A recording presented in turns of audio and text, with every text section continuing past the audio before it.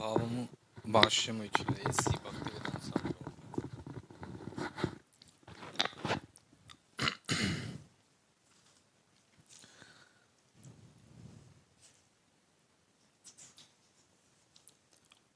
వాచా వేగాన్ని, మనస్సులోని కోరికలను, క్రోధ చలనాన్ని, నాలుక, ఉదరము, ఉపస్థముల వేగాన్ని సహించగలిగిన ధీరుడు ప్రపంచమంతటా శిష్యులను తయారు చేసుకోవడానికి సమర్థుడవుతాడు. భాష్యం ఇంతకుముందు చదివాం, మనం మళ్ళీ అదే చదువుతాం. కోపం గురించి ఇలాగే కోపాన్ని కూడా నియంత్రించవచ్చును. కోపాన్ని మనం పూర్తిగా ఆపలేం, కానీ భగవంతుని లేదా భగవద్భక్తులను నిందించే వారిపై కోపాన్ని చూపడం ద్వారా మన కోపాన్ని నియంత్రించుకోవచ్చు. నిత్యానంద ప్రభు నిందించి కొట్టిన జగాయ్ మాధాయిలచే దుష్ట సోదరులపై శ్రీ చైతన్యులు తీవ్రమైన ఆగ్రహాన్ని ప్రదర్శించారు.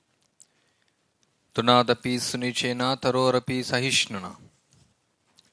మనిషి గడ్డిపోచ కంటెను వినమ్రునిగా, చెట్టు కన్నను సహనశీలునిగా ఉండాలి అని శ్రీ చైతన్యులే శిష్టాష్టకంలో అన్నారు. మరి ఆయన ఎందుకు కోపాన్ని ప్రదర్శించారని ఎవరైనా అడగవచ్చును. ముఖ్య విషయం ఏమంటే, మనిషి తనకు జరిగే అవమానాలను సహించడానికి సిద్ధపడి ఉండాలి. కానీ శ్రీకృష్ణుడు లేదా విశుద్ధ భక్తుడు నిందకు గురి అయినప్పుడు నిజమైన భక్తుడు క్రుద్ధుడై అపరాధుల పట్ల ప్రచండాగ్నిలా వర్తిస్తాడు. క్రోధాన్ని ఆపలేం, కానీ దాన్ని సరైన రీతిలో వాడగలం. హనుమంతుడు కోపంతోనే లంకను కాల్చాడు. అయినప్పటికీ అతడు గొప్ప రామభక్తునిగా పూజలను అందుకున్నాడు. హనుమంతుడు తన క్రోధాన్ని సరైన పద్ధతిలో వాడాడని దీని అర్థం. అర్జునుడు దీనికి వేరొక ఉదాహరణ. యుద్ధం చేయడానికి అతడు సుముఖతను కనబరచలేదు. నువ్వు యుద్ధం చేయాల్సిందే అంటూ శ్రీకృష్ణుడు తన కోపాన్ని రగిలించాడు. కోపం లేనిదే యుద్ధం అసంభవం. ఆయనను భగవత్ సేవలో వినియోగించినప్పుడు కోపం అణుగుతుంది. వందేహం శ్రీగురు శ్రీయుత పదకమలం శ్రీగురున్ వైష్ణవాంశ శ్రీరూపం సాగ్రజాతం సహగణ రఘునాథాన్వితం తం సజీవం సాద్వైతం సావధూతం పరిజన సైతం కృష్ణ చైతన్య దేవం శ్రీ రాధా కృష్ణ పాదాన్ సహగణ లలిత శ్రీ విశాఖాన్వితాంచ ముఖాంకరోతి వాచాలం పంగుం లంఘయతే గిరిం యత్కృపాతమహం వందే శ్రీ గురుందినతారిణ. సో కోపం గురించి మనం కోపం ఎందుకు వస్తుంది, కోపాన్ని ఎలా నియంత్రించాలా మనం చదువుతున్నాం భాగవతం నుంచి. తృతీయ స్కందం అధ్యాయం 29 శ్లోకం 8. అభిసందాయ యోయింసం దంభం మాత్సర్యమేవవా సంరంభి భిన్న దృగ్భావం మయి కుర్యాత్స తామసః. అనువాదం: మాత్సర్యయుతుడు, గర్వి, హింసాయుతుడు, క్రోధియగు భేద స్వభావం కలిగిన వాడు ఉనరించు భక్తి తామసమైనదిగా పరిగణించబడును. సో ఇక్కడ క్రోధ స్వభావం గురించి వచ్చింది. మాత్సర్యము, గర్వము, హింస, తర్వాత క్రోధం, ఈ యొక్క భేద స్వభావం ఎవరైతే కలుగుతారో వాళ్ళ యొక్క భక్తి తామసమైనటువంటి. ఇక్కడ కపిలుడు భక్తి యోగం గురించి వివరించినప్పుడు తమోగుణ భక్తి, రజోగుణ భక్తి, సత్వగుణ భక్తి. భక్తి అన్ని గుణాలకు అతీతమైనది. మాంచయో వ్యభిచారైన భక్తి యోగైన సేవతే సగుణాన్ సమతిత్యాయితాన్ బ్రహ్మభూయాయ కల్పతే. సో ఇక 3 గుణాలకు అతీతమైనటువంటిది. వాళ్ళు అతీతం కూడా అవుతారు. కానీ మనం బద్ధ జీవులం కాబట్టి మనం ఆ యొక్క భక్తియుక్త సేవను ఏ విధంగా అవలంబిస్తున్నాం, సో దాన్ని బట్టి ఇక్కడ వివరించారు. రజోగుణ భక్తికి ఏమని చెప్పారంటే, విషయ భోగము, యశస్సు, ఐశ్వర్యములెడ వాంఛతో భేదబుద్ధి కలవాడు చేసేది మందిరములందల దేవతార్చనము రజోగుణ భక్తి అనబడును. భక్తుడు దేవదేవుని అర్చించుచు కామ్యకర్మ దోషం నుంచి బయటపడటకు కర్మఫలను అతనికి అర్పించినప్పుడు అతని భక్తి సాత్వికమగును. తర్వాత శుద్ధ భక్తి. సో ఇక్కడ భాష్యము: అహైతికము అప్రతియతమైన భక్తి యోగం పొందుటయే పరమధర్మమని శ్రీమద్ భాగవతం నందలి ప్రథమ స్కందము ద్వితీయ అధ్యాయం ఇదివరకే తెలుపబడినది. శ్లోకం ప్రభుపాల చెప్తున్నారు, ఆ హైతికము అప్రతిహతమైన భక్తి యోగం పొందుట పరమధర్మం అని భాగవతంలో ప్రథమ స్కందంలో ద్వితీయ అధ్యాయంలో చెప్పబడింది. శ్లోకం అర్థం కాలే?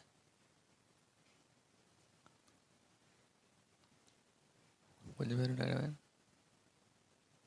విజయ్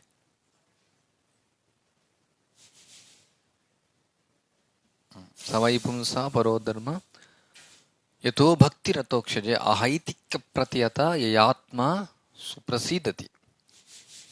ఆ శ్లోకాన్ని ఇక్కడ ప్రభుపాల చెప్తున్నారు. విశుద్ధ భక్తి యోగం ద్వారా దేవదేవునికి ప్రియమును గూర్చుటయే ఏకైక హేతువు కావలను. నిజమునకు అది హేతువు కాదు, జీవుని విశుద్ధ స్థితియే అది.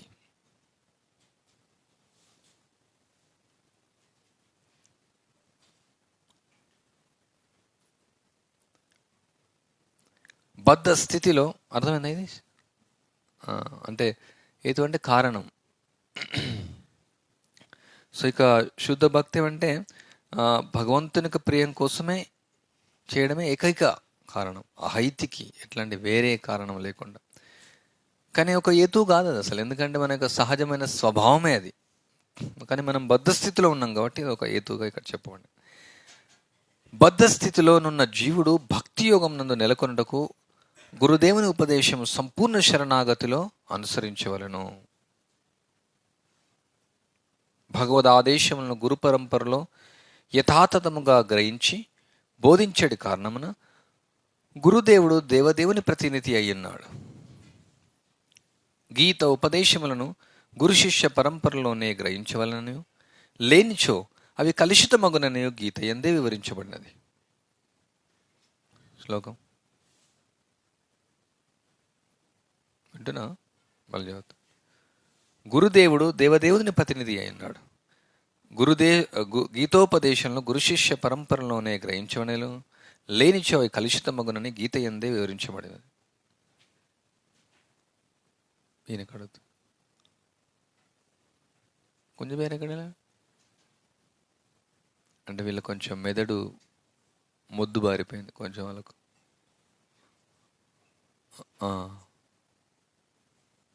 అంటే ఇక్కడ వీడియోలో కూడా అందరూ చూస్తారు వాళ్ళ ఫేస్. విజయ్ గట్టిగా చెప్పాయి. శ్లోకం చదివాలి ఎట్లా చెప్పాలి గట్టిగా. ఏవం పరంపరా ప్రాప్తం ఇవం రాజర్షియో విదు యోగ నష్టాపరంతవ. ఇంకా సయేవాయం మయా తీర్థ యోగభోక్త పురాతన భక్తోస్మే ఆ శ్లోకం దీనికి సంబంధించిన లేనిచో అవి కలుషితమగునని గీత యందే వివరించబడి, అంటే యోగం నష్టమైపోయినాయి. దేవదేవుడగు శ్రీకృష్ణుని సంతృప్తపరచడి హేతువుతో గురు నిర్దేశను వర్తించుటయే విశుద్ధ భక్తి యోగమనుడును. కానీ మనుజునికి స్వీయ తృప్తి వాంఛయున్నచో అతని భక్తి అన్య విధంగా ప్రకటమగలదు. అట్టి వ్యక్తి హింసాపూరితుడు, గర్వితుడు, అసూయపరుడు, క్రోధిగా అనగా అవకాశం కలదు. అతని ఇష్టము భగవానుని ఇష్టమునకు భిన్నమై ఉన్నది. మనం భక్తియుక్త సేవ చేస్తూ ఇంకా క్రోధంగా ఉన్నామంటే, ఇంకా కూడా హింసాపూరంగా ఉన్నాం, ఇంకా అసూయ మనలో పెరుగుతుంది, ఇంకా అహంకారం పెరుగుతుంది. ఎందుకల్లా?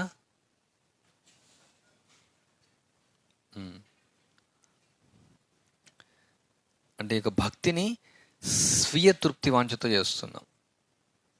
కృష్ణార్థే అఖిల చేష్ట కాకుండా, భగవంతుడి యొక్క సంతృప్తి కొరకు కాకుండా, మన యొక్క స్వయింద్రియ లాభం కోసం మనం భక్తియుక్తి చేస్తే ఏమవుతుంది?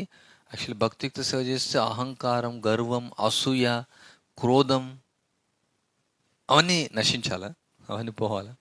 కానీ ఇక్కడ వేరే విధంగా ప్రకటన కాగలదని చెప్తారు ప్రభుపాద. చాలా ముఖ్యమైనటువంటి అంటే చాలాసార్లు అనుభవం ఏంటంటే, చాలా కోపం ఉన్న వాళ్ళకు, అసూయ ఉన్న వాళ్ళకు, హింసాపూర్వకంగా ఉన్న వాళ్ళకు ఆ భక్తియుక్త సేవ చేయగా చేయగా అది నశిస్తూ ఉంటుంది, తగ్గుతూ ఉంటుంది. కానీ కొన్నిసార్లు హరిదాం ప్రభు నువ్వు క్లాస్కి వచ్చి కూర్చోవచ్చు కదా, అక్కడ ఎక్కువ మంది తిరగండి, ఎందుకంటే క్లాస్ టైం ఇప్పుడు మధ్యాహ్నం క్లాస్ మార్చాం కదా. సో ఎప్పుడైతే యస్యాస్తి భక్తిర్భగవత్య కించన సర్వైర్గుణే సత్ర సమాసుతేసురా అరావ భక్తస్య కుతో మహద్గుణ మనోరథే నసతో ధావితో భయ్యి. సో ఇక అకించిన భక్తి ఎప్పుడైతే చేస్తామో అన్ని దేవతా గుణాలు సద్గుణాలు అలవడతాయి. కనుక దంభో దర్పోభిమానచ్చ క్రోధం పారుష్యమేవచ, ఇవన్నీ దంభము, దర్పము, అహంకారము, అసూయ, ఇవన్నీ రాక్షసుల యొక్క లక్షణాలు.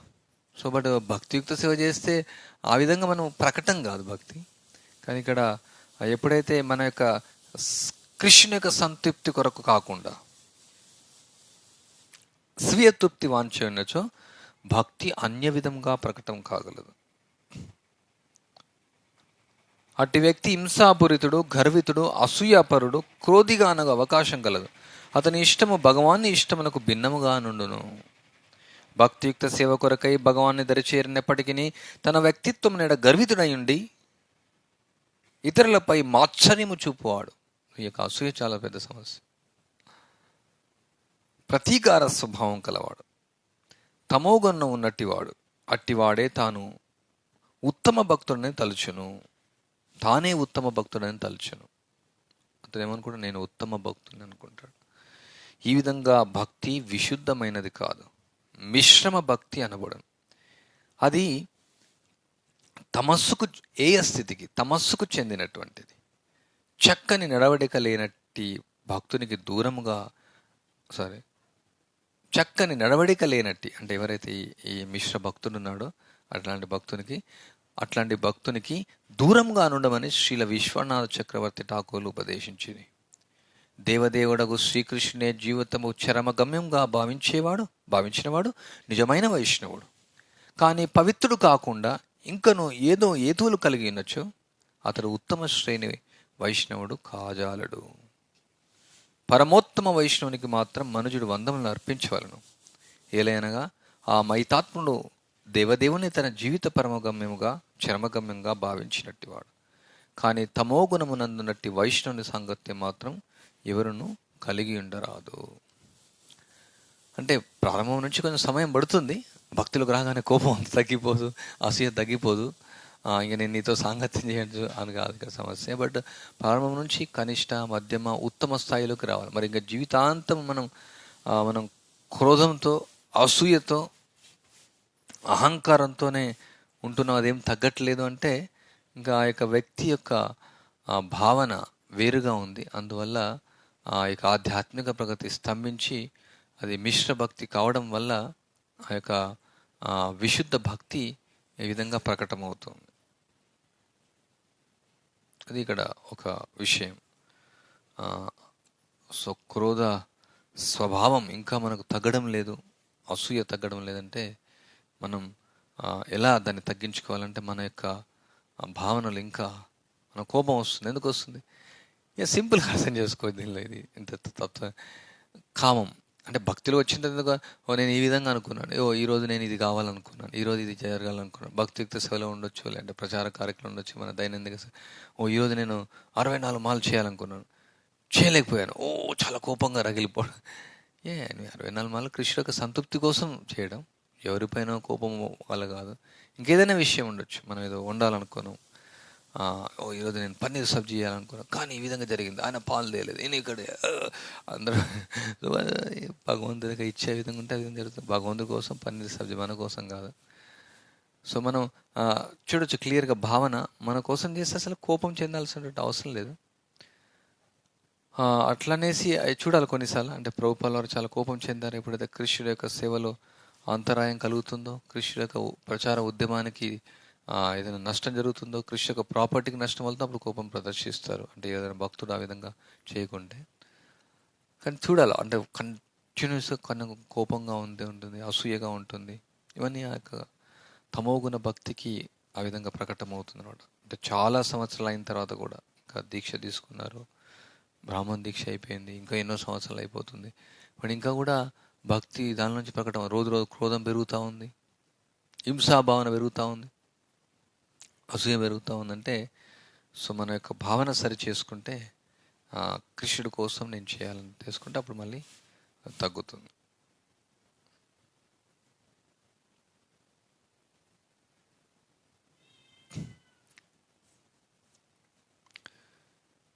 తర్వాత ఇక్కడ 4వ స్కందం, చతుర్థ స్కందం 30వ అధ్యాయం నుంచి 30.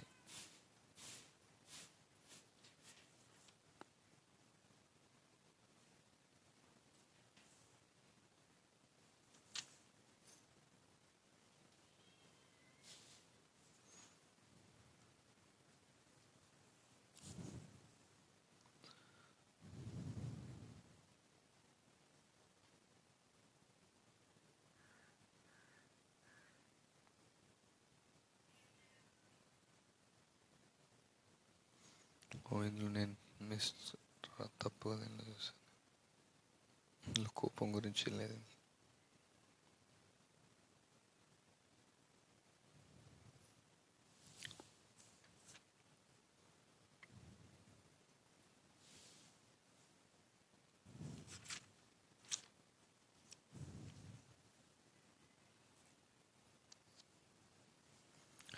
అది మేబీ నెక్స్ట్లో కొంత తెలియదు. తర్వాత 29 చాప్టర్లో 63 శ్లోక, 29 అధ్యాయం 23 శ్లోకాల భాషల నుంచి చదువుతున్నాను నేను.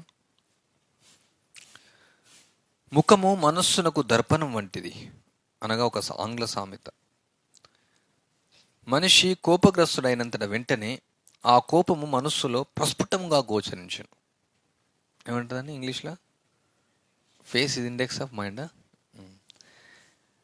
సో నాకేం కోపం లేదని చెప్పొచ్చు, బట్ ఫేస్ చూస్తే అర్థమైపోతుంది.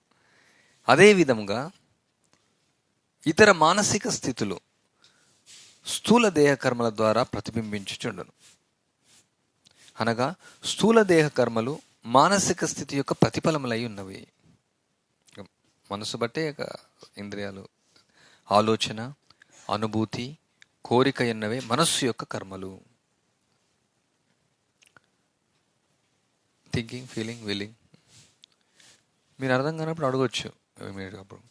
మనస్సు నందలి కోరికలే దేహ కార్యం. ఇంగ్లీష్ బుక్ పెట్టుకోవచ్చు మేము, లేదేమో?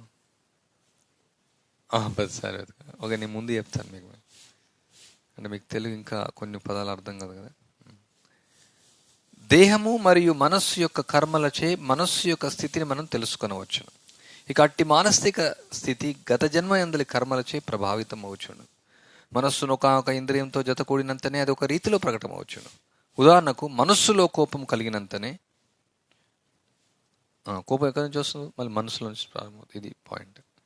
మనస్సులో కోపం కలిగినంతనే, మొదట ఎవరిపైన కోపం బయటికి రాదు, ఎవరిపైన మనం తిట్టము, వాళ్ళపైన అరువు, కానీ ఆల్రెడీ మనస్సులో రగులుతుంది అనమాట. మనస్సు కోపం సో మనస్సులోని కోపము కలిగినంతనే నాలుక తిట్లను, శాపనార్థాలను మొదలుపెట్టును.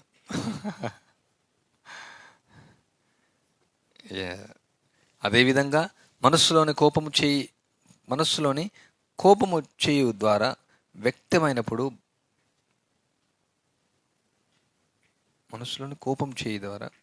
వ్యక్తమైనప్పుడు బాహి పోట్లాట ప్రారంభమగును. కాలు ద్వారా వ్యక్తమైనప్పుడు తనులాట ప్రారంభమగును. ఈ ప్రకారం మనస్సు యొక్క సూక్ష్మకర్మలు వివిధేంద్రియముల ద్వారా వ్యక్తమగుచుండును. ఇక కృష్ణ భక్తుని మనస్సు భక్తిభావంలో వర్తించుచుండును. అంతటా అతను నాలుక హరే కృష్ణ మంత్రమును జపించుట, చేతులు తన్మయత్వంతో పైకి లేచుట, కాళ్ళు భక్తితో నృత్యము చేయుట, ఈ లక్షణములే అష్టసాత్విక వికారములను. సత్వగుణయుక్త మానసిక స్థితి వలన లేదా కొన్ని వాళ్ళు దివ్య పారవశ్యం వలన కలిగే మార్పులే సాత్విక వికారములు. సో ఇక్కడ విషయం ఏంటంటే, మనస్సులో మనం భక్తి భావన ఉంటే మనం హరే కృష్ణ మంత్రం జపించడం ద్వారా తన్మయత్వంతో మనం నృత్యిస్తాం, పాడుతాం. కానీ మన మనస్సు ఎప్పుడు కూడా ఇతరుల గురించి కోపంతో ఉంటే ఏమవుతుంది? మన నాలుకలోంచి ఈ విధంగా ఎప్పుడు చూసినా తిట్టడం, తర్వాత ఇతరులకు శాపనార్థాలు పెట్టడం జరుగుతూ ఉంటుంది.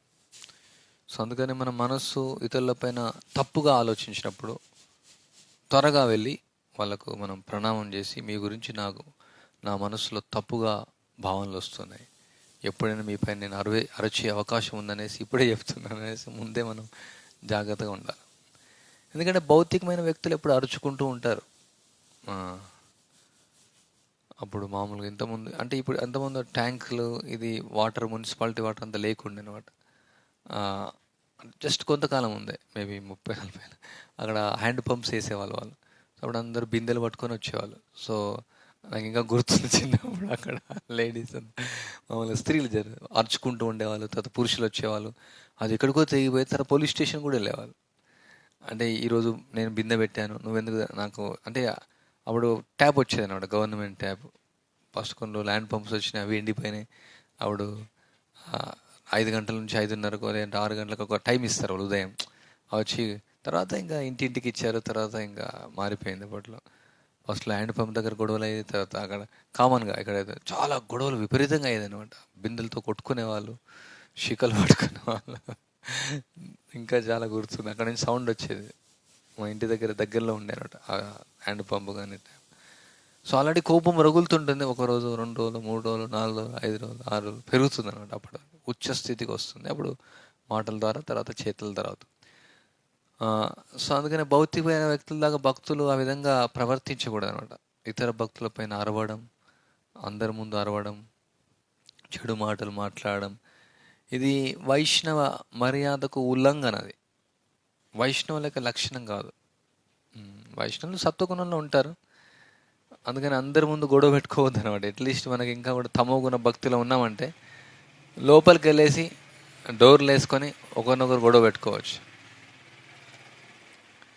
అంటే పిల్లలు లేనప్పుడు, పెద్దవాళ్ళు లేనప్పుడు మేబీ పెట్టుకోవచ్చు. అంటే అది ఆథరైజ్గా పెట్టుకోవాలని చెప్పట్లేదు, ఇంకా కంట్రోల్ కాకుండా ఉంటే. ఎందుకంటే ఎంత కంట్రోల్ లేకుండా ఉంటే అందరి ముందే అరవడం, అందరి ముందే మాట్లాడుకోవడం, అందరి ముందే. ఒకరు చెప్పారు, ఇట్లా ఆదివారం కార్యక్రమాల్లోనే అందరి ముందు ఇక్కడ భక్తులు గొడవ పెట్టుకుంటున్నారు, ఇద్దరు ఒకరిపైన ఒకరు అరుచుకుంటున్నారు అనేసి. అక్కడ వర్కర్స్ కూడా చూస్తున్నారు, పబ్లిక్ కూడా చూస్తున్నారు. అసలు చాలా లో క్లాస్ అనమాట. ప్రత్యేకంగా కాషాయం వేసుకొని ఉండడం, అందరి ముందు ఇట్లా అంత కంట్రోల్ లేకుండా ఉంటుందంటే something wrong, actually something wrong. ఆ విధంగా చేసుకోవద్దు. అంటే జనాలకు మన పైన అంటే డిగ్నిటీ కోల్పోతాం అన్నట్టు. మనం చాలా తక్కువ స్థాయిలో చూస్తారు, హీన స్థాయిలో చూస్తారు. ఇది హీన స్థాయిలో ఉన్నటువంటి వాళ్ళు చేసుకునేది. రాక్షసుల మధ్యలో జరిగేటువంటి వ్యవహారాలు, భక్తుల మధ్యలో ఈ విధంగా వ్యవహారాలు ఉండవు. కొన్ని చర్చలు అవుతుంటాయి, ప్రభుపాద చెప్తారు. ఈవెన్ అత్యున్నత స్థాయిలో ఉన్నటువంటి భక్తుల మధ్యలో కూడా భేదాభిప్రాయాలు ఉంటాయి. నాస్య సస్య మతయో నభిన్నం. సో వేరే వేరే అభిప్రాయాలు ఉంటాయి కాబట్టి ఈ సమస్యలు వస్తాయి. కూర్చొని చర్చించుకోవడం, దానికి సమస్య పరిష్కారంగా కూడా పెద్దవాళ్ళ దగ్గరికి వెళ్ళడం, లేదంటే వేరే పెద్ద భక్తుల దగ్గరికి వెళ్ళడం, ఇంకా అధికారుల దగ్గరికి వెళ్ళడం, అథారిటీ దగ్గరికి వెళ్ళడం, ఇంకా కాకుండా గురువు దగ్గరికి వెళ్ళడం. సో ఆ విధంగా ఒక పరిష్కారం అనేది ఉంటుంది. ఇంకా మెయిల్ కూడా రాస్తూ ఉంటారు ఇష్టం ఉన్నట్లు. అది కూడా ఒక విధంగా ఇష్టం ఉన్నట్టు మెయిల్లో రాయడం కూడా అది మంచి పద్ధతి కాదు. ఇదంతా కూడా ఈ యొక్క కోపానికి కారణం అనమాట. మనస్సులో ఉన్నటువంటి కథలు, ఒకరి గురించి మన మనసులో వాళ్ళు చేసినటువంటి తప్పుల గురించి ఆలోచించడం, మన మనస్సుకు అలవాటు ఇతరుల తప్పులు చూడడం. ఈ విధంగా మనం ఎక్కువ రోజులు ఉండలేము అట్లా భక్తుల సాంగత్యంలో. కొన్ని రోజులు స్టార్టింగ్లో ఉంటాయి గొడవలు, కొత్తలో ఉడుకు రక్తం. బట్ ఎప్పుడో ఒకప్పుడు మనం సత్వగుణ స్థాయికి రావాలి, కూర్చొని మనం మాట్లాడుకోవాలి, వాళ్ళ దగ్గరికి వెళ్ళి మనసు చెప్పుకోవాలి. ఏ విషయం ఉన్నా కానీ ఒక భక్తునితో సమస్య వస్తుంది అంటే అది వస్తాయి తప్పకుండా. ఇంకా కూడా మనం ప్రేమ స్థాయికి, భావస్థాయికి రాలేదు కాబట్టి తప్పకుండా వస్తాయి. అవి ఎన్నోసార్లు తప్పుగా అవగాహన కావచ్చు, ఏదో విధంగా జరుగుతూ ఉంటుంది. చిత్రకేతు మహారాజును పార్వతి చెప్పించాల్సిన అవసరం లేదు, జస్ట్ అడగొచ్చు. అసలు ఎందుకు నువ్వు నవ్వావు, నాకు ఒక మాట అడిగితే అయిపోతుంది. చిత్రకేతు మహారాజ్ ఎగ్జాల్టెడ్ పర్సన్, అందువల్ల తీసుకున్నారైనా. మళ్ళీ చెప్పించవచ్చు ఆమె పార్వతీదేవికి. బట్ ఇక్కడ విషయం ఏంటంటే మనం ఎందుకు నువ్వు నవ్వావు, ఎందుకు ఇలా చేసావు, ఏమి అనేసి ఒక అడగాలన్నమాట. వాళ్ళతో మనం ఓపెన్గా చెప్పుకోవచ్చు అన్నట్టు, నాకు మీ పట్ల తప్పుగా భావన కలుగుతున్నాయి, ఎందుకు ఇలా ప్రవర్తించారు, ఎందుకు అలా ప్రవర్తించారు. సో మనం వాళ్ళతో మనసు విప్పి మాట్లాడాలన్నమాట. మనసు విప్పబడేది మాట్లాడతామో మనసు ఖాళీ అవుతుంది. లేకుంటే ఏమవుతుంది, మనసులో పెరిగిపోతుంది. ఏమవుతుంది, ఏదైనా డస్ట్బిన్లో చెత్త వేస్తున్నాం, నిండిపోయింది అంటే బయటపడుతుంది. బయటపడి ఏమవుతుంది, అంతా బయటకు కొట్టుకొని వస్తుంది. సో మనసులోనే ఏమవుతుంది, బయటకు వస్తాయి. మన పైన మనకు కోపం వస్తుంది. ఫస్ట్ మన నాలుక మనం కొరుక్కుంటాం, తర్వాత ఇతరుల నాలుకలు కొరుకుతాం. ఇంకా అదే చివరికి ఎండపోయేది, అందరి నాలుకలు కొరుకుతూ ఉంటాం. సో అది యాక్చువల్గా మనం అందుకనే భక్తియుక్త సేవలో మనస్సు చాలా ఇంపార్టెంట్. అందుకని బాగా జపం చేయాలి, హరే కృష్ణ మంత్రం బాగా శ్రవణం చేయాలా, సాధన చేయాలి. సేవ చేయొచ్చు మనం, అంటే సేవ ద్వారా కూడా పవిత్రం అవుతాం మనం. కానీ ఏమవుతుందంటే కొన్నిసార్లు ఇక సేవలో మనం ఇంకా బద్ధస్థితిలో ఉన్నాం కాబట్టి ఇక రజోగుణంతో తమో గుణంతో క్యారీడ్ అవే అయిపోతాం అనమాట. ఎందుకంటే యాక్టివిటీ ఎట్లుంటుందంటే పరిగెత్తేది ఉంటుంది అనమాట, పరిగెత్తే ఉంటుంది. సో అప్పుడైతే అది మనస్సు తీసుకొని వెళ్ళిపోతుంది ఎక్కడికో. అప్పుడు ఏమవుతుంది, జస్ట్ అది భౌతికంగా మారిపోతుంది. అప్పుడు ఓకే ఈరోజు 1000 పుస్తకాలు ఇవ్వాలి, అది ఫుల్లీ ట్రాన్స్జెండెంటల్. 1000 పుస్తకాలు ఇవ్వడం, తర్వాత ఒక టార్గెట్ మనం పెట్టుకున్నాం 1000 పుస్తకాలు ఇవ్వాలని. సో పరిగెత్తాల్సి వస్తుంది 1000 పుస్తకాలు ఒక రోజు ఇవ్వాలంటే. ఇచ్చేవాళ్ళు ఇంతకుముందు, ఒక రోజు 900 బుక్స్ ఇచ్చారు, ఒక రోజు 800. నవీన నీరద ప్రభు, హరినామంద ప్రభు ఒకరోజు 1000 ఇవ్వాలంటే కూడా తీసుకొచ్చే వాళ్ళు ఉంటారు, వాళ్ళు హెల్ప్ చేసేవాళ్ళు. దానికి కారు కావాలా, దానికి వెహికల్ కావాలా, దానికి మెయింటెనెన్స్ కావాలా, ఒకరోజే అంటే అంటే మార్నింగ్ ప్రోగ్రామ్ అటెండ్ అయ్యి మళ్ళీ వెళ్ళడం అంటే టైం పడుతుంది. సో అప్పుడు అందులో కొంచెం పరిగెత్తాలా, కొన్ని సాక్రిఫైస్ చేయాలా, కొన్నిసార్లు సాధన సాక్రిఫైస్ చేస్తాం. సో ఆ విధంగా చూడొచ్చు మనం మ్యారథాన్లో చాలా ఎక్స్ట్రీమ్గా, అంటే సాధన కూడా బ్రేక్ చేస్తాం, ఆరోగ్యం కూడా బ్రేక్ చేస్తాం. అప్పుడు చాలా అట్లా హెక్టిక్గా ఉంటుంది. సో ఆ విధంగా క్రమక్రమంగా రీడింగ్, చాంటింగ్, ఇయరింగ్ నిర్లక్ష్యం అయిపోతుంది. అప్పుడు ఏమవుతుందంటే ఇంక మొత్తం మనం గుణంతో ప్రభావితం చెందుతాం. సో ఈజ్ ఇన్ గుణ అని చెప్తారు, ఈజ్ ఇన్ గుణ అంటే అర్థమైపోతారు. ఏమైనా చిన్నపిల్లలు ఏడుస్తాను కూడా ఇలా, ఈజ్ ఇన్ గుణ, ఇది ఆల్రెడీ ఏడుస్తాం. సో మనం గుణం ద్వారా ప్రభావితం అవుతాం అనమాట. సో అందుకనే ప్రభుపాల వారి ఉదయం కాలం కార్యక్రమం తప్పకుండా కఠినంగా మనం హాజరు కావాలి. అందుకే ఎవరైతే ఉదయం కాలం కార్యక్రమం రాలేరో వాళ్ళకి నేను చెప్తూనే ఉంటాను, ఈరోజు మంగళరాత్రి ఆలస్యం వచ్చారు, జపంలో లేరు, మీరు గురు పూజలో లేరు. గౌరవార్తి సాయంత్రం కూడా అడుగుతుండడం తక్కువ. నేను కూడా కొంచెం బిజీ ఉండడం వల్ల సాధన కోసం అనేది నేను రాను, అప్పుడు ఎవరు వస్తున్నారు. బట్ ఎన్నిసార్లు అడిగినా కానీ వాళ్ళు, అంటే ఇట్లాంటి కార్యక్రమాలు ఉన్నప్పుడు కూడా వాళ్ళు రారు. వాళ్ళు ఉదయం కాలం కార్యక్రమం ఎప్పుడు నెగ్లెక్ట్ చేస్తారు. నేను చూసాను కొన్ని రోజుల తర్వాత ఏదైనా విషయం వస్తుంది భక్తుల మధ్యలో, ఇంకా కోపానికి గురవుతారు. ఈ విధంగా చివరి కలతతో మెండ్ అయిపోతుంది వాళ్ళ లైఫ్, డిస్టర్బెన్స్ అయిపోతారు. ఎప్పుడు ప్రతి చిన్న విషయాన్ని డిస్టర్బ్ అవుతుంటారు. అందుకని చాలా ముఖ్యం సాధన. ఎందుకంటే సాధన చేయకుంటే మనసు వినదు. మనం మనసుతో క్యారీడ్ అయిపోతాం. ఇంకా మనసు మొత్తం ఎమోషనల్ సెంటిమెంటల్ లెవెల్కి వెళ్ళిపోతుంది మొత్తం. ఇంకా మైండ్ అనమాట, యూ ల్యాక్ టేక్ మైండ్. ఒక డ్రామా ఉండే కదా, ఏం పేరు అది, మీ అండ్ మై మైండ్. అంతేగా, me and my mind don't care anything else, nothing. అది ఏం చెప్తే వినరు అనమాట. మెంటల్ ప్లాట్ఫామ్ అంటుందని, మానసిక స్థాయి. అంటే ఏం మాట్లాడుతున్నారంటే అదే మాట్లాడుతారు. నువ్వు ఇది మీరు శిక్షణ ఇవ్వాల్సిందే, మీరు ఎందుకు మాకు టైం ఇవ్వలేదు, ఎందుకు టైం లేకనేది, దీనివల్లనే జరిగింది, దీనివల్లనే నేను మృదంగా నేర్చుకోలేదు, దీనివల్లనే ఇట్లా జరిగింది, దానివల్లనే ఎట్లా జరిగింది, ఈ విధంగా అసలు వినరనమాట. జస్ట్ మెంటల్ ప్లాట్ఫామ్ అనమాట, అంతే. మైండ్ ఏం చెప్తుందంటే మైండ్ అదే, ఇంకా ఇంటెలిజెన్స్ కూడా అదే సపోర్ట్ చేస్తున్నాడు. అవును కరెక్ట్, ఎస్ వీళ్ళు నాకు సమయం ఇవ్వాలి, అందుకని నేను మృదంగా నేర్చుకోలేదు, అంతే. నాకు అప్పుడు చెప్పేయండి వీళ్ళు. సో మొత్తం జస్ట్ మనసు మొత్తం క్యారీడ్ అయిపోతుంది అనమాట మొత్తం. యాక్చువల్గా అప్పుడు ఎవరేం స్కెడ్యూల్ ఏం లేదు, ప్రతి టెంపుల్లో మృదంగా నేర్చుకోవడం స్కెడ్యూల్. ఏదో ఒక సమయం సేవ్ చేసుకోవడం వల్ల ఏదో ప్రసాదం కొంచెం ఫాస్ట్గా తినేసి, ఎందుకంటే ఒక రోజులో ఇట్లా మృదంగా క్లాస్ లాగా రాదనమాట. అది మంత్రం నేర్చుకోవాలా, మంత్రం ఇవ్వాలి, అప్పుడు ప్రాక్టీస్ చేయాలి. ఇంట్రెస్ట్ అనమాట. యాక్చువల్లీ మన ఆసక్తి ఉంటే ఎప్పుడైనా టైం దొరుకుతుంది చదువుకోవడానికి కానీ, జపం చేయడానికి కానీ. మనకు ఆసక్తి అనేది ఉండాలన్నమాట. చాలా ఇంట్రెస్ట్ ఉంటే ఎప్పుడైనా భగవంతుడు ఏం చేస్తాడంటే, రాసలీల ఒకరోజు రాత్రి ఏమైంది, ఒకరోజు రాత్రి ఏ విధంగా అయింది, బ్రహ్మరాత్రిగా మారిపోయింది. ఆ గోపికల యొక్క విరహం అనమాట అది. వాళ్ళు తట్టుకోలేరు అనమాట. సో అందుకని అది బ్రహ్మరాత్రిగా మారిపోయింది. సో మనకు కూడా 24 గంటలు 240 గంటల్లాగా మారిపోతుంది. మనం మెంటల్ ఉన్నామంటే 24 గంటలు 2 గంటల్లో అయిపోతుంది. టైం అయిపోతుంది, ఏం చేయమన్నమాట. నాకు టైం లేదు, టైం ఖాళీగా ఉంటాం, nothing we do that day, ఏం చేయం, అంత అయిపోతుంది, సమయం అంతా అయిపోతుంది. చదవము, స్టడింగ్ చేయము, రీడింగ్ చేయము, జస్ట్ అక్కడక్కడ తిరుగుతాం, అంత టైం అయిపోతుంది. అదే సేవ చేస్తూ ఓకే ఏదైనా ఈ సేవ ఇచ్చారు మనకు, చేస్తూనే సాధన చేయాలని ఇంట్రెస్ట్ ఉండదు, నేర్చుకోవాలని ఇంట్రెస్ట్ ఉంటే అవి జరుగుతుంది అనమాట. ఓకే ఉండొచ్చు రీజన్, కొన్నిసార్లు జెన్యున్ రీజన్ ఉండొచ్చు, సమయం లేక కూడా నేర్చుకోకపోతే. అంటే నేను మీకు ఉదాహరణ ఇస్తున్నాడు. ఇంకా మైండ్ అదే చెప్తాను అనమాట, ఏ విధంగా కన్విన్స్ చేయదన్నమాట. ఈ విధంగానే ఈ విధంగానే కన్విన్స్ చేస్తుంది. జస్ట్ మానసిక స్థాయిలోకి వచ్చేస్తాం అనమాట. అప్పుడు ఇంకా కోపం వస్తుంది అనమాట, ప్రతిదాని కోపం వస్తుంది. తర్వాత డిస్టర్బ్ అయిపోతాం, తర్వాత శృతి భ్రంశాత్ బుద్ధినాశాత్ ప్రణశ్యతి. సో ప్రాబ్లం అనమాట. అందుకని సాధన చాలా సీరియస్గా ఉండాలి. ఎంత బిజీ ఉన్నా సరే మనం సాధన చేయకుండా కష్టం. అంటే సాధనలో క్వాలిటీ కూడా ఇంపార్టెంట్, టైమే కాదు. ఇప్పుడు మనం ఓకే బిజీ ఉన్నప్పుడు చాంటింగ్ మనం సీరియస్గా చేయొచ్చు కదా, అదేమవుతుంది. సరే మనం టైర్డ్ అయిపోయి నిలబడి చేయొచ్చు.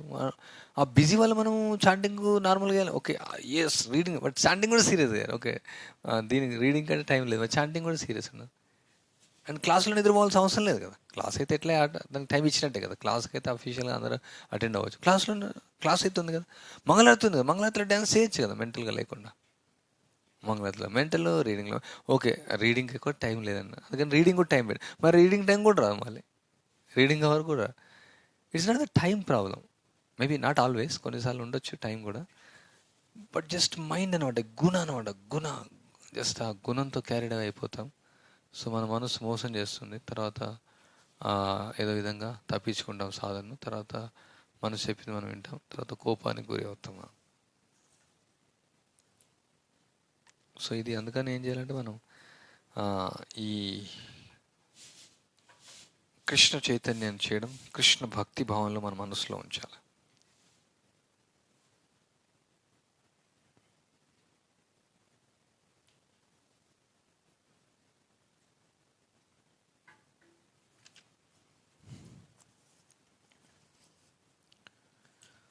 సో ఇంకొక ఉదాహరణ, చతుర్థ స్కందం 11వ అధ్యాయం, 4th canto 11th chapter.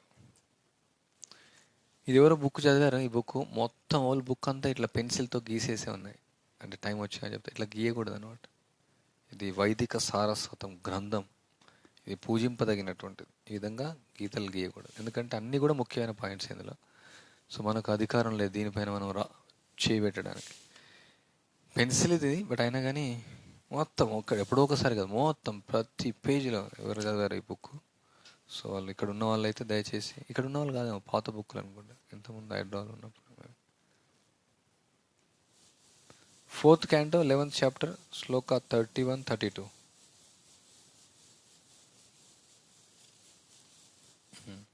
So ఇక్కడ ధ్రువునికి కోపం వచ్చింది.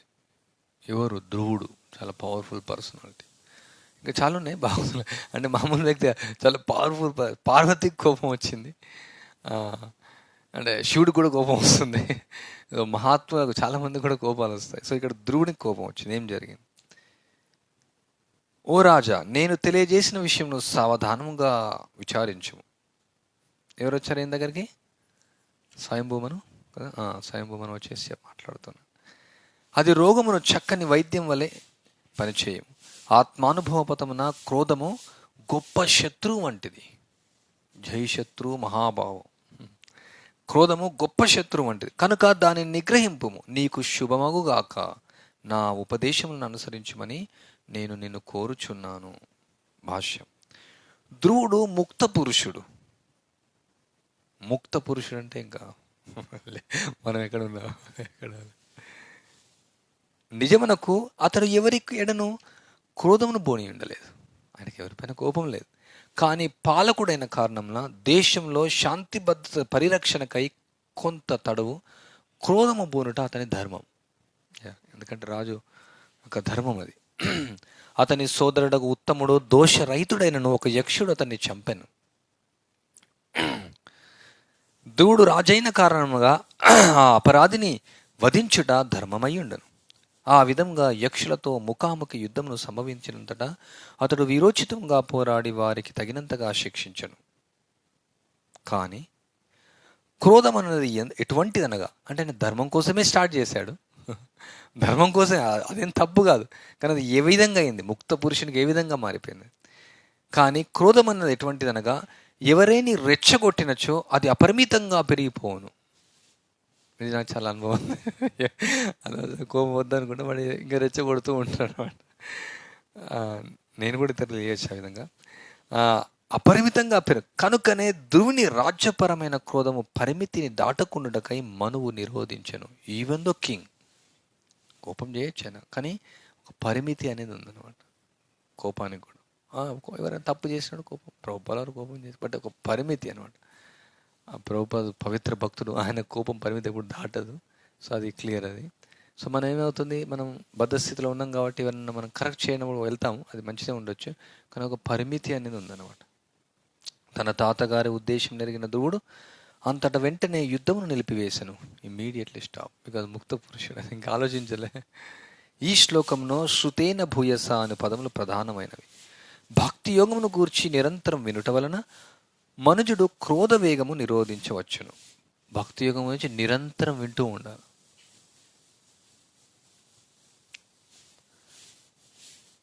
ఈ యొక్క క్రోధం ఎట్లాంటి ఈ యొక్క బ్రాకెట్లో ఉంది, భక్తి యోగమునకు హానికరమైనది.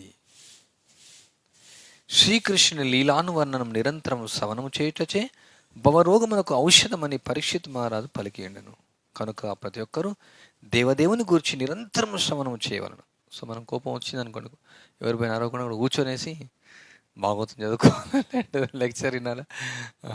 సో ఆ విధంగా మనం ట్రై చేయొచ్చు. ఇంటనే ఉండాలి, ఇంటనే ఉండాలి. కోపం తగ్గేదానికి ఇంటనే ఉండాలి. సో మనసు ఇంకా కోపం పెరుగుతుంది అనమాట కొన్నిసార్లు. ఎందుకు నువ్వు ఇట్లా ఇక్కడ ఉంచినావు వింటున్నావు, అయినా సరే ఇంటనే ఉండాలి. శ్రవణము చేయవలను. అట్టి శ్రవణ విధానం ద్వారా మనుషుడు సర్వదా సమస్థితిలో నిలిచి ఉండి అతడు ఆధ్యాత్మిక పురోగతి కుంటుపడకుండును. దుష్కృతులైన వారి ఎడా ధ్రువుడు కోపగ్రస్తుడు కూడా సముచితంగానే ఉన్నది. ఈ సందర్భమున ఒక పామును గూర్చిన చిన్న కథను చెప్పుకొనవచ్చును. ఒకవేళ అట్లా చేయాలంటే ఈ కథ ఉంది. నారదుని ఉపదేశముచే అది భక్తి మార్గము చేపట్టెను. ఇకపై ఎవరిని కాటువేయవద్దని నారదు దాన్ని ఉపదేశించెను. ఇతర జీవులను కాటివేసి చంపుట సాధారణంగా పాము కార్యము, కానీ ఇప్పుడు భక్తిలో పడినందున ఆ విధంగా చేయుట దానికి నిషేధించబడెను. కానీ దురదృష్టవశాత్తు జనులు పాము యొక్క ఆ అహింసాయుత జీవనము అదునుగా కొని, మనం శాంతంగా ఉంటే ఎవరైనా అదును తీసుకుంటారు, ప్రజలు తీసుకుంటారు. ప్రత్యేకంగా మనం ఇప్పుడు డీల్ చేసాం, మనం ఒక 10,000తో డీల్ చేసాం. అది ఎట్లా నేను చూశాను, చెప్పాను పోలీస్ కేసు వస్తారు, డిఎస్పీ వస్తాడు, నువ్వు ఇట్లా మోసం చేస్తే. ఆయన అన్నాడు ఫస్ట్, ఏంది మీరు ఇట్లా కోపం అవుతారేం స్వామి, ఇంకా ఎక్కువ అవుతాం కోపం, మా గురించి మీకు తెలియదు. ఆయన వాళ్ళతో వచ్చిన ఆయన చెప్పాడు పని అయింది, మొత్తం భయపడిపోతున్నాను అనమాట, వాళ్ళు వణుకుతున్నారు అనమాట. అంటే చెప్పింది ఒకటి చేసింది ఒకటి అనమాట. డబ్బులు ఎక్కువ లాగడం, లేకుంటే చెప్పిన సైజు ఒకటి చెప్పిన అంటే వాళ్ళు అదునుగా తీసుకుంటారు, అవి సాములే కదా ఏమంటారు అనేసి వాళ్ళు అదునుగా తీసుకుంటారు కొన్నిసార్లు. జస్ట్ ఉదాహరణ గుర్తొచ్చింది చెప్పాను, అదునుగా కొనేది. ముఖ్యంగా పిల్లలు దానిపై రాళ్ళు రువుట ప్రారంభించింది. ఎవరిని కాటువేయరాదన్నది తన గురువు గారు ఉపదేశం కనుక అది ఎవరిని కాటువేయలేదు.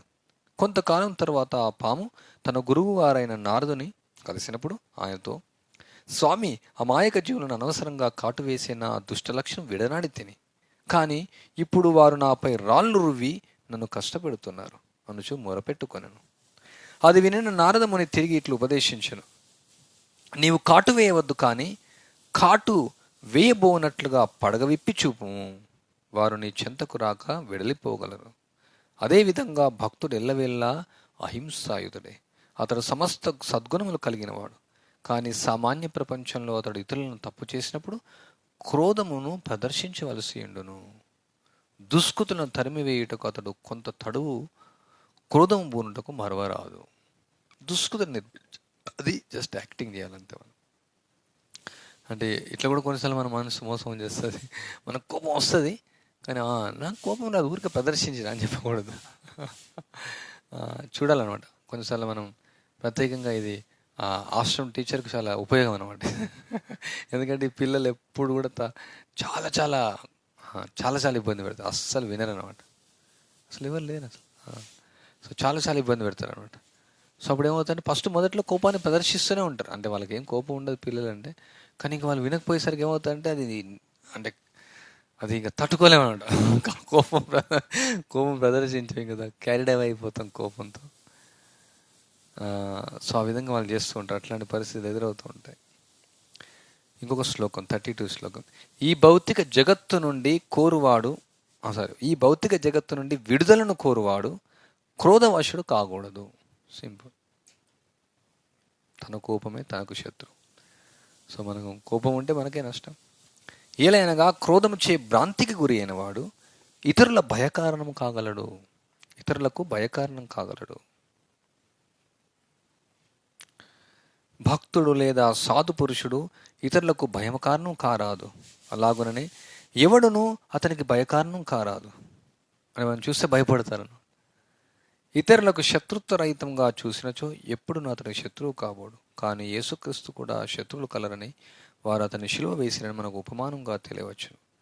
దాన స్వభావాలు అన్ని సమయంలో ఉన్నారు. సాధు పురుషుల యందు దోషం లేనదురు. కానీ ఎంత రెచ్చగొట్టినను సాధు మహాత్ముడు కోపోద్రిక్తుడు కాడు. ఎంత రెచ్చగొట్టినా సరే. సో ఇది ఈరోజు మనం భాగవతం చదివాం కోపం గురించి. ఇంకా రేపు కొనసాగిస్తాం. ఏమైనా ప్రశ్నలు?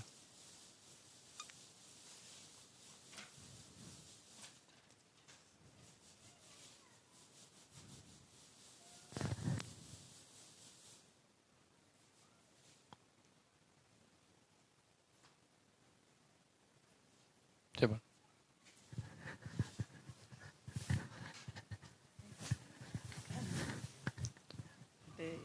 క్వశ్చన్స్ అంటే ఓవర్గా ఉంటాయేమో అనిపిస్తుంది, కానీ అడగాల్సి వస్తుంది. కోపం ఏం పడండి. ఇప్పుడు కోపం గురించి క్లాస్ ఇచ్చాం. అప్పుడప్పుడు కోపడుతూ ఉంటాం. అంటే ఇప్పుడు ఇప్పుడు అంటే ఉన్నత భక్తులని కంపేర్ చేసుకోవట్లేదు. ఫస్ట్ మెయిన్ పాయింట్ అంటే ఇప్పుడు హరిదాస్ ఠాకూర్ని 22 కొరడా మార్కెట్లో కొరడా దెబ్బలు కొట్టినా కూడా ఆయన చివరికి వాళ్ళ శ్రేయస్సు గురించి ఆయన ప్రవర్తించారు.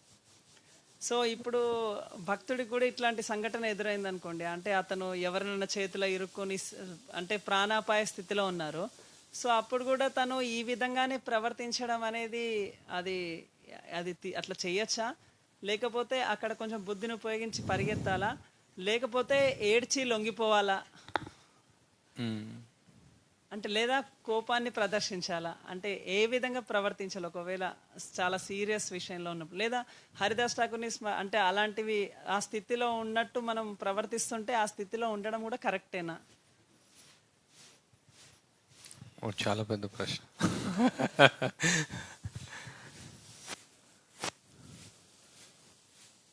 మీరేం చేస్తారు అది?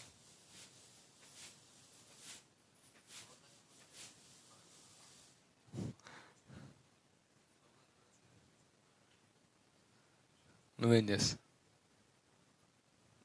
ఒకరేం చెప్పారంటే అవకాశం అంటే ఇంకా నాకు కూడా తెలియదు, నేను అందుకే అడుగుతున్నాను. ఆ సమయం వస్తే నేను అంత ఆలోచించలే.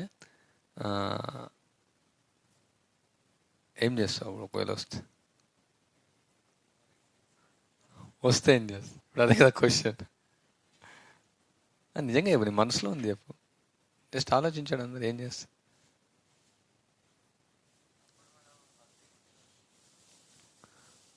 మళ్ళీ కర్ర తీసుకొని తిరిగి కొడతామండి.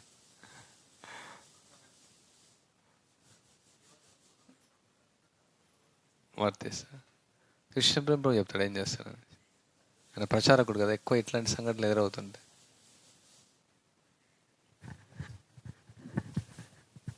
ఏం చేయవా? హరిదాస్ ఠాకూర్లో ఉంటా. ఏం చేద్దాం అట్లా జరిగితే ఏమవుతుంది? రియల్ యాక్చువల్ అది ఇంపార్టెంట్ క్వశ్చన్ అది. అంటే మనం ఎట్లా యాక్ట్ చేయాలి ఇప్పుడు అక్కడ? అంటే రియల్గా మనం అంత ఫులిష్ కూడా ఉండదు కదా, అది క్లియర్ తెలిసి ఉండాలి మనకు ఏం చేయాలనేసి.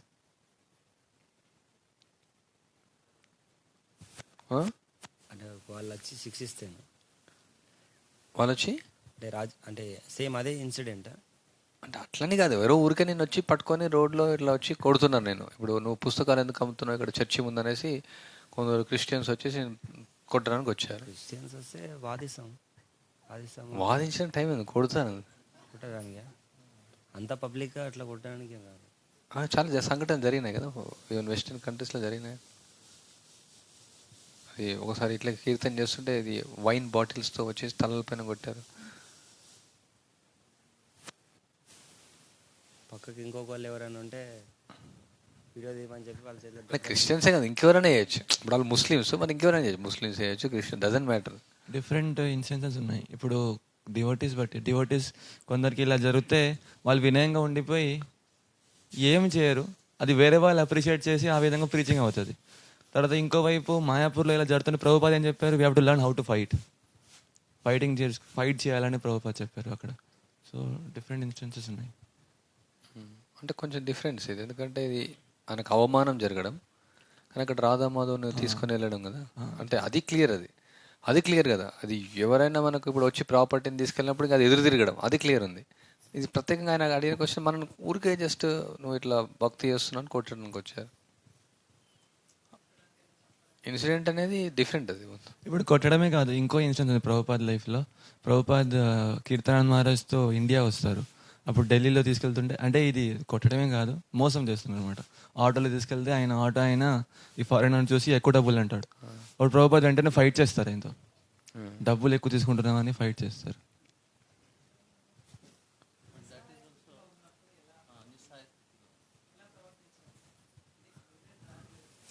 నిస్సహాయ స్థితిలో ఉన్నప్పుడు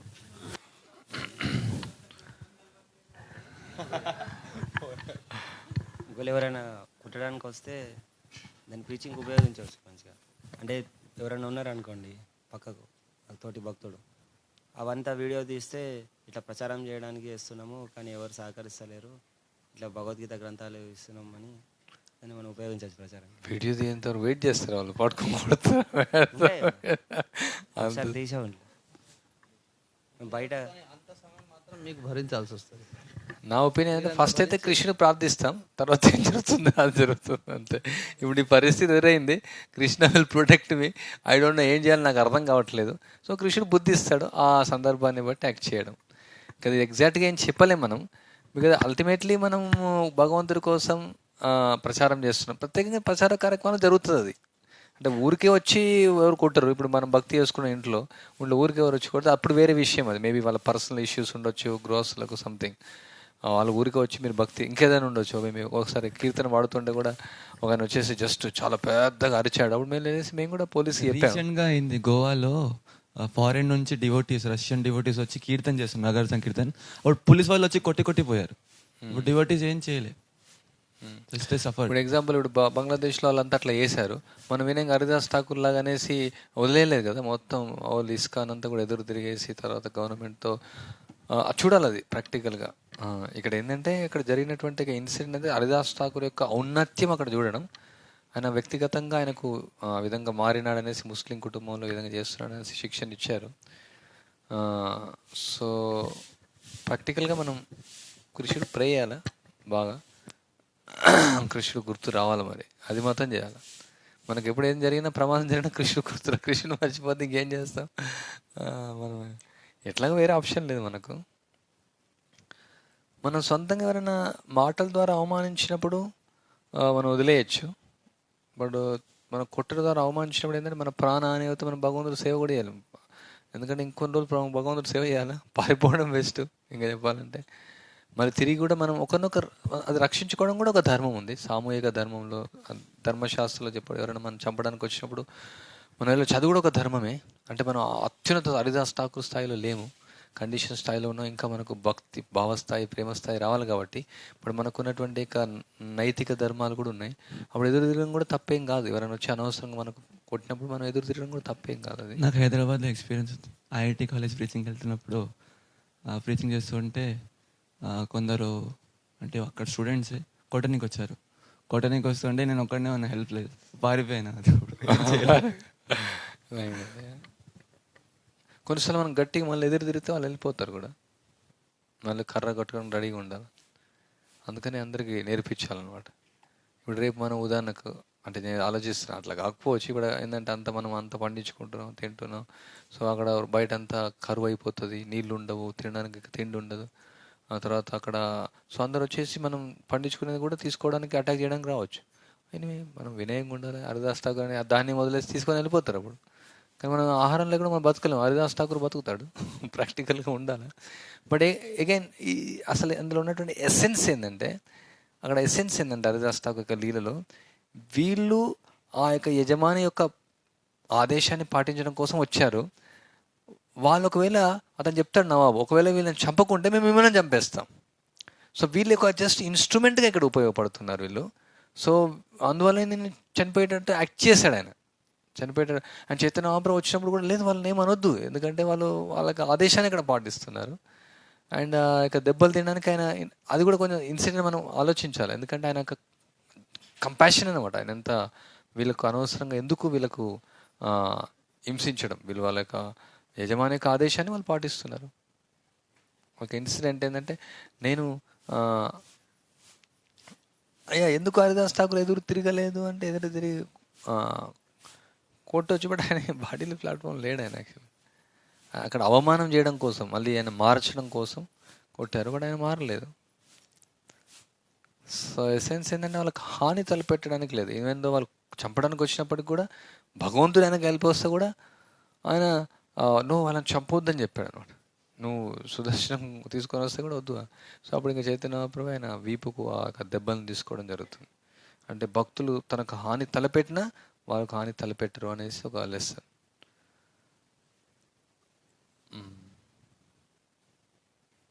హరే కృష్ణ.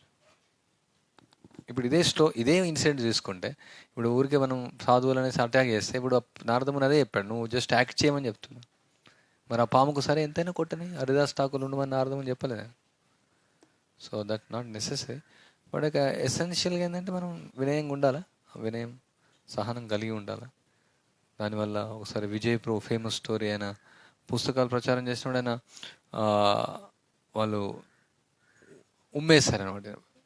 ఇట్లా ఉమ్మేస్తే ఇక్కడ ఇట్లా పడుతుంది, మామూలుగా తుడుచుకునేసి మళ్ళీ ఏమి ఇమీడియట్గా ఉమ్మేసి వెళ్ళిపోతుంది. జస్ట్ తుడుచుకొని మళ్ళీ మామూలుగా ఉండేవాడు. అసలు అక్కడ పక్కన చూసారనమాట. అంటే ఈవెన్ ఆయన ఆలోచించలేదన్నమాట నా పైన ఉమ్మేశారని. అంటే మామూలుగా ఫారెన్ కంట్రీస్లో ఉమ్మేయడం అంటే ఎవరు అట్లా కింద ఉమ్మేయడానికి అలో అయ్యారు వాళ్ళు. సో మనుషుల పైన ఉమ్మేయడం అంటే చాలా కష్టం అనమాట. సో వాళ్ళు చూసి వాట్ ఏ క్వాలిటీ హ్యావ్, ఎంత క్వాలిటీ ఉంది, ఎంత ఉమ్మేసినా కానీ మళ్ళీ ఆయన సేవ చేస్తున్నాడని అది వచ్చి తీసుకున్నారు. సో కొన్నిసార్లు మనం వినయం ఉండడం ద్వారా కూడా అది ప్రీచింగ్ అవ్వచ్చు కూడా. We have to see the incident. Srila Prabhupad కీ జై. ఉపదేశం